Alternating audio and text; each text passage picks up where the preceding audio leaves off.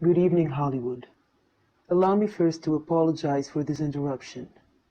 I do, like many of you, appreciate the comforts of everyday routine, the security of the familiar, the tranquility of repetition. But in the spirit of commemoration, whereupon important events of the past, usually associated with someone's death or the end of some awful, bloody struggle, are celebrated with a nice holiday, I thought we could mark a day, a certain day, maybe two,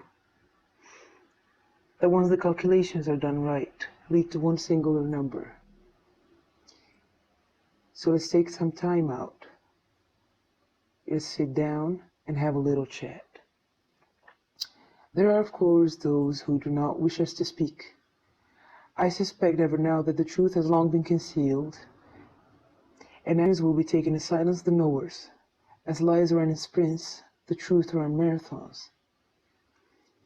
While illusion may be used in conversation, words will always retain their power. Words offer means to the meaning for those who will listen, the enunciation of the truth. The story begins with a friend who broke the mold, breaking all-time records and selling a new quota for artists of his generation and beyond. Being a black artist, owning elite material was regarded as a barbarian pirate with a precious national treasure. Oppressed, conned, robbed, manipulated, his life turned into a media-governed circus. Let me tell you about Arthur Crudup, Papa Charlie Jackson, Ruth Brown, Mabel Scott, Peppermint Harris, Billy Jack Willis, Jimmy Forrest, many great artists that fit in the same criteria. They played the sax. They introduced us to the blues, to jazz, to hip-hop, to rock and roll. And they were traded, drugged, killed, while their copyrights became discredited. Back in the 20s in Harlem, where the forms of black dancing emerged, the Charleston, the Lindy Hop, the Jitterbug, the first Broadway musical, Shuffle Along, Josephine Baker, Florence Mills, Buddy Bradley. And let us take a brief look on how many stars and performers of the 21st century trusted the record companies to start a career, to be heartthrobs and prodigies, then had the same and equal tragic ending.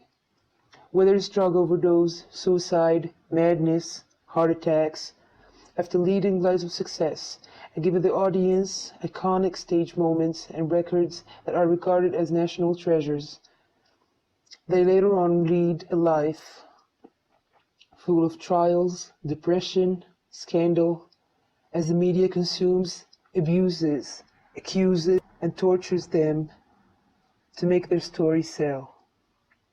But again, truth be told, if we're looking for a guilty, we need only to look in the mirror. We feed tabloids and yellow press.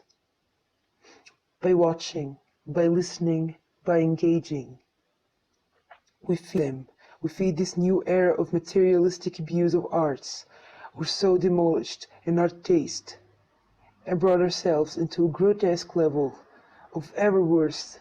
We subject our children to this profanity, to the overly exposed mental dullness, emptiness, the sexual material, and the objectification of human body. And the truth is, there is something terribly wrong with it, isn't it? The prejudice, the racism, the trickery, the scheming, manipulation. When once you had freedom to speak out or to think as you saw fit, now you have censors and systems shut you down, bring you down, silence you forever. Let me begin, Hollywood. You young people with ambition and talent, signing life-consuming contracts of absolute soul-selling, life-offering, and moral slaughter devices that are record companies, talent traded for the benefit of production, as art is naively consumed as cheap merchandise. An artist is merely but a tool.